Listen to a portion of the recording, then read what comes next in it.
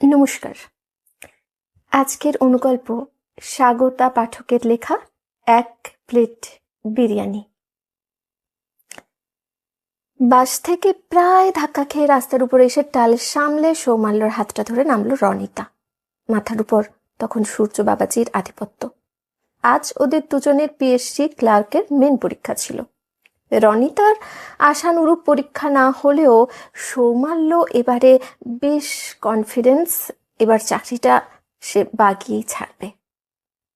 আজ প্রায় ৩-৪ বছরের অক্লান্ত পরিশ্রমের মূল্য তো তাকে পেতেই হতো। সারাদিনের ক্লান্তিতে অবসন্ন শরীরে বাসে এমন ধাক্কা খেয়ে রনিতার মুডটা ঠিক ওই রাস্তার পাশের এগরোলের দোকানে স্টোভের উপর চাপানো তেতে ওঠা চাটুর মতো হয়ে রয়েছে।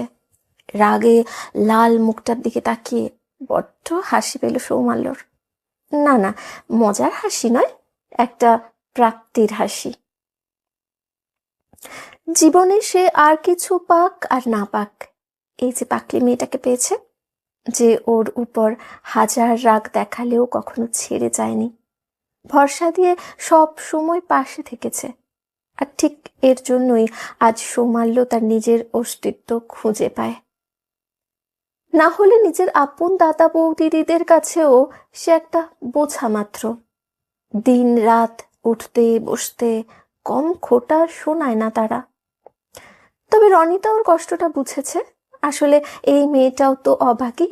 বাবা মা ছোটবেলায় মারা যাওয়ার পর মামা মামির সংসারে আছে সে, আর এইখানে ঠিক যেন তার ঝিয়ের অধম অবস্থা। তারপরও নিজের যোগ্যতায় পড়াশোনা শেষ করে টিউশন করে নিজের পায়ে দাঁড়ানোর অদম্য জীবন যুদ্ধে নেমেছে সে।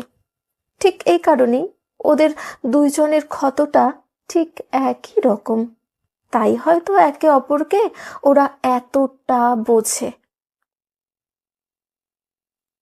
অমন হাদার মতো মুখের দিকে তাকিয়ে আছিস কেন? রনিতার ঝাঁঝালো কণ্ঠে সম্বিত ফিরল সৌমাল্যর।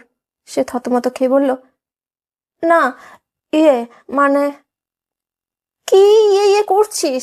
আমার খুব খিদে পেয়েছে, সকাল থেকে 1 কাপ চা ছাড়া আর কিছুই কপালে জোটেনি। সৌমাল্য এক গাল হেসে বলল, আমারও ওই একই অবস্থা, শুধু উপরি পাও না, চায়ের সাথে 2টো মেরি বিস্কুট। নমস্কার। আজকের অনুগল্প স্বাগতা পাঠকের লেখা এক প্লেট বিরিয়ানি। বাস থেকে প্রায় ধাক্কা